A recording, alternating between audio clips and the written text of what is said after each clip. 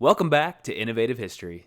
Today we are sailing back to the 1500s. You're probably already familiar with Ferdinand Magellan and the fact that he's famous for sailing around the world. But if you've already seen our Magellan video, then you know that Magellan didn't survive the voyage around the globe.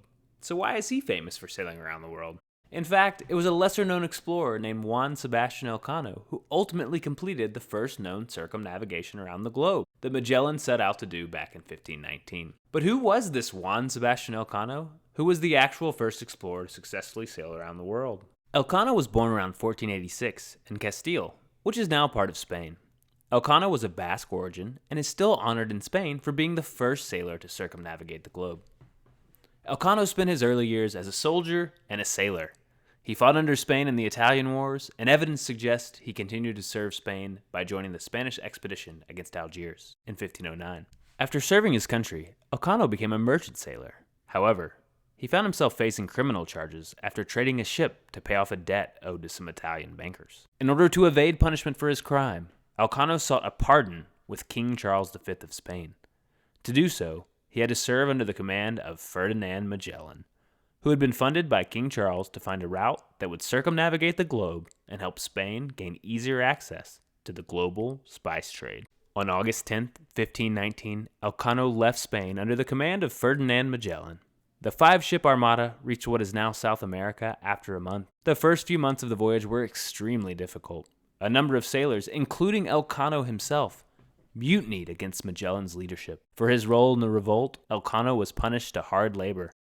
But he eventually proved his loyalty to Magellan, and he was made captain of one of the ships, the Victoria. After the mutiny, the voyage eventually continued. However, one of the ships was lost in a storm, and the crew of another abandoned the mission entirely and sailed back to Spain. But eventually, Magellan found a shortcut through the bottom of South America, which we now know as the Strait of Magellan. Magellan, Elcano, and the remaining crew hoped it would only take a few days to sail across the Pacific Ocean. However, it actually took a few months until the fleet eventually landed in what is now Guam. A number of men died from scurvy during the leg of the voyage. The exhausted men eventually left Guam after killing a number of the natives while battling over goods taken from some of the ships. The Victoria, under Elcano's command, and the rest of Magellan's fleet then visited a number of eastern Philippine islands, eventually pushing deeper into the Philippines with the help of some local rulers that the group had befriended. The sailors attempted to convert many of the locals to Christianity. However, one island, Mactan, resisted. Ferdinand Magellan ordered his crew to convert them by force. However, in a fierce battle, the Mactan natives defeated Magellan and his crew and ultimately killed Ferdinand Magellan.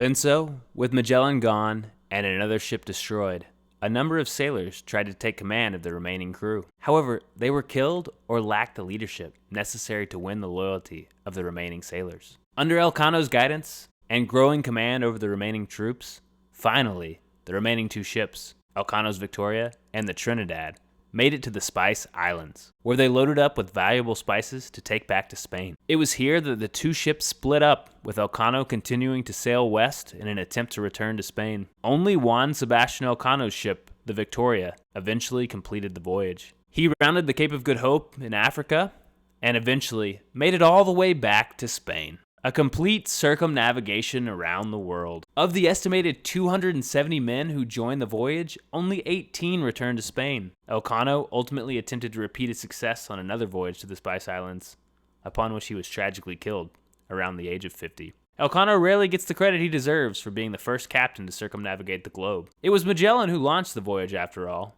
and for this reason, he seems to be the one remembered by the history books. However, we shouldn't forget about Juan Sebastian Elcano, the man who truly completed the first circumnavigation of the globe.